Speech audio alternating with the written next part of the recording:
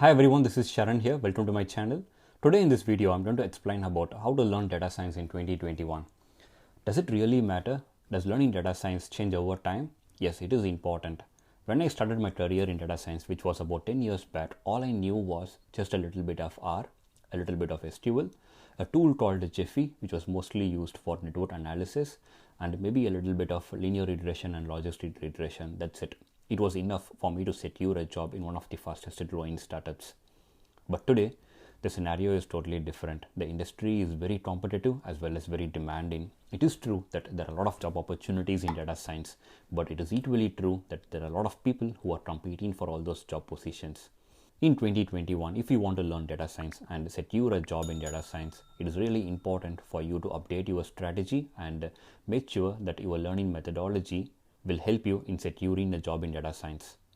So in this video, I'm going to explain about the various topics, how to learn all those topics, and what are all the tools based on the recent trends that you need to be aware of that can help you maybe in increasing your chances of getting a job, as well as some of the techniques that can be used in order to ensure that you are able to present all your learnings to the potential recruiters. Make sure that you watch till the end of this video, as I will be sharing you some of the tutorials and materials throughout this video. Step 1 is learning Python. Anyone who is aspiring to be a data scientist, I would strongly recommend that they learn Python. Because based on the Tagle's data science survey, which is very popular, about 20,000 people responded last year, and about 80% of them have responded that they primarily use Python in their job. Another main reason for choosing Python over R or over any other programming languages is most of the researchers in deep learning are done using Python. Hence, libraries such as Keras would offer functionalities first in Python and then only in the other programming languages. You can be a good data scientist if you use R or any other programming language, but you will be different from the majority. What should you know about Python? You need to know about the various data types, the various data structures, such as list, tuple, sets, dictionary. What are all their unique features, in what type of scenarios, what can be better. You need to understand how to implement if then else conditions, how to write the loops, how to define a function and lambda function, because in many times there will be a portion of code or scripts that will be reused across the project, and hence if you are able to create a function, you can reuse all those scripts across the project. If you are interested in learning Python, in the description I will provide you a link to the Python tutorial video series. Step 2 is the learning the basic concepts. As the data science industry is very competitive, it is very important for you to understand about the basic concepts, have a thorough understanding about all those. The basic concepts in data science are pandas. You need to have a good understanding about the pandas package, NumPy, statistics, as well as math. So first one is pandas. Pandas is very useful for data analysis as well as data manipulation in any data science projects that you take.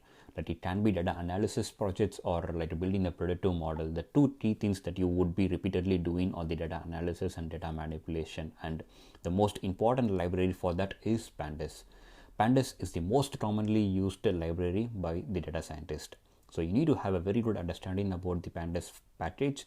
You need to understand about the various functionalities that can help you in doing the data analysis better. Some of the functionalities that can help you in doing a better data analysis or functionalities such as summary, cross tabulation, pivot, and you can also make use of some functionalities such as group by and aggregation in order to extract some of the insights, and you need to be good in visualization so that you are able to extract the patterns and present those patterns to the business stakeholders. The second basic concept is NumPy.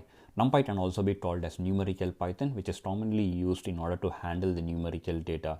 Most of the data science project, the majority of the data set would be numerical data set. Even those data set which is categorical, what would happen is we would be using integer encoding or one-hot encoding and convert that into a numerical data. And hence, by using NumPy, you can ensure that all the data analysis are being done much more faster.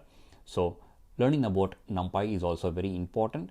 Many people would suggest learning NumPy first rather than pandas, but I would strongly recommend you to learn pandas first and then go into NumPy. because some of the pandas concepts would be very interesting, because you would be having a view about the actual data set, and you will be able to make use of various functionalities and see what happens to the actual data set. So you would be able to learn by seeing the results, whereas some of the concepts in NumPy would not be very interesting for many people, and hence I would strongly recommend to start with pandas and then go into NumPy. The third basic concept is statistics. You are not expected to be an expert statistician, but as a data scientist, you are expected to know about the basic statistics concepts. The statistics for data science can be broadly classified into three different areas. One is descriptive statistics, which is commonly used to understand the data better. The second one is relationship-based statistics, that techniques such as correlation and covariance in order to understand the relationship between multiple attributes in the data set. You can understand like what happens when one attribute increases, what happens to the other attribute. Is there any relationship? And also about the causal analysis. The third one is inferential statistics, which includes hypothesis testing. If you are interested to learn about the statistics concepts that is useful for a data scientist, please refer to the description. I will provide you a link to an article as well as my tutorial series where you can learn about all the basic statistics concepts that you have to learn as an aspiring data scientist. The fourth basic concept is mathematics. Mathematics is very critical in data science project. It is not recommended, I would not recommend for you to dedicatedly focus on the various mathematical concepts such as linear algebra, calculus, matrices before getting into the data science or before getting into the actual algorithms. But I would suggest you learn the mathematical concepts as it demands. So when I say as it demands, for example, if you are learning linear regression, so if you are going to learn about the gradient descent, understand about the math behind the gradient descent, how it works, and what is the mathematical concepts that is getting implemented behind the gradient descent. So that will really helpful, and that will also ensure that your learning comes a long way. These are all the basic concepts that you need to learn as an aspiring data scientist. So you need to have a good understanding about the pandas and NumPy libraries. You need to know about the basic statistics concepts and how it is being used in data science projects, and also math. And you can learn the mathematical concept when it demands. Like when you are learning about the algorithms in detail, you can understand the math behind all those algorithms. The step 3 is learning through projects. Learning the basic concepts is very important, but the best learning happens when you try to implement a project. There are many sample datasets that are available in Taggle that you can make use of, and you can implement some of these sample projects and ensure that your learning is much better. While implementing the sample projects, you need to ensure that you focus your learnings on exploratory data analysis, what type of analysis that can be done in order to extract insights from the data, feature engineering, what type of feature engineering technique can be used in what type of scenario. So depending upon the distribution of the data, what would be the most suitable feature engineering technique that can be applied.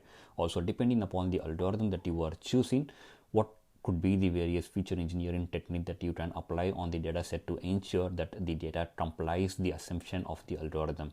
So for example, when you take linear regression algorithm, it assumes that all the attributes are normally distributed.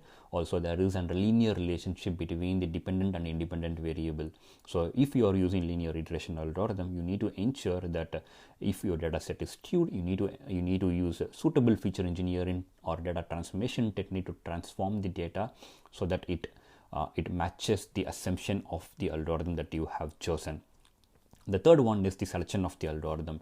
So depending upon the problem that you are working on, you should be able to select the right algorithm. For example, if you are working on a classification problem, you need to know that maybe you can use of a classification algorithm such as maybe decision tree or maybe logistic regression if there are only 2 classifications. So if you want to predict a number, for example, if you want to predict the housing prices, so then you should be using a suitable regression algorithm, maybe such as linear regression or SVM or whatever it may be. But you need to understand that the criteria that should be used in order to select the algorithms.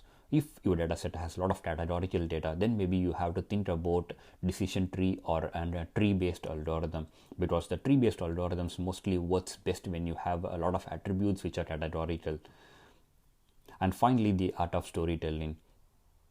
It doesn't matter what type of data analysis that you are doing or what type of predictive model that you are building, but it is really important for you to, at the end of the day, to come up with a convincing story in order to convey the insights to the business stakeholders. Some of the Tagile datasets that can be used to start with your project implementation are the Titanic dataset, which can be used for classification problem, the housing price dataset, which can be used for many regression problems, and there is data on what causes heart disease that can be used to better understand about the tree-based algorithms such as decision tree or random forest, because many of the features in this particular dataset are categorical dataset, which is very suitable for tree-based algorithm. And finally, there are few datasets that can be used for NLP technique. I will be providing you a link and will show you the datasets that can be used so that you can start with your projects. Step 4. So step 4 is very relevant to 2021. Based on the recent trends, you need to understand about the tools that are increasingly used on the job. So you need to have a good understanding or some knowledge about these tools to ensure that your chances of getting hired as a data scientist is higher. So some of those tools based on the recent trends are, the first one is cloud. The most popular cloud platforms are GCP, AWS, and Azure. There is not much difference between these three platforms, but it is important for you to understand about these platforms.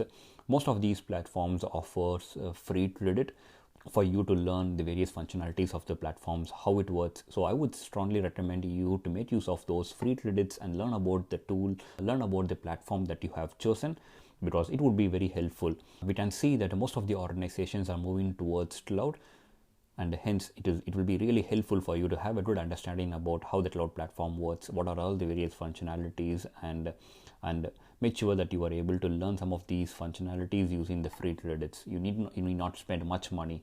You can learn about all these platforms for free. The second tool based on the recent trends are Docker. One of the major challenges in a data science project would be you would be working, like when you are developing the project, you would be working on the development environment, and then mostly it moves on to the test environment where you do various testing. The testing team would check for various issues, and then finally once it is all approved by the stakeholders, it will move to the production environment. Between all these three environment, most of the softwares, tools, everything would be same, but there would be minor differences such as the versions of the libraries and various packages, and that is enough to cause a huge problem while moving from one environment to other environment. But by having Docker, all these problems are solved. Docker is like a platform as a service. You package all the dependencies into the platform. The third one is Git. So Git is commonly used for version controlling. Git can also be used for you to publish all your learnings. So whatever projects that you are implementing, you can ensure that you push them to your Git public repository, so it is visible for the potential recruiters to see what you have done, and it would also increases your chance of getting hired. And finally, step 5 is building a portfolio. So no matter what you have learned, what type of projects that you have worked on, the key thing is your ability to present all your learnings and all the projects that you have done, which can be done by having a portfolio website for yourself. Using Git Pages, you can develop a personal portfolio website for yourself for free. If you are interested to learn about how to build your own personal portfolio website, see the description. I have provided a link to an article which in detail explains about how to build a personal portfolio website. That's it for today. I hope you have learned something new today and you are able to update your strategy based on the recent trends. If you like what I am doing here, please click the like button and subscribe to my channel. And if you find it useful, please leave a comment, because it helps in increasing the visibility of channel to much more larger audience. So that's it for today. Bye for now. See you in the next video. See ya. Bye.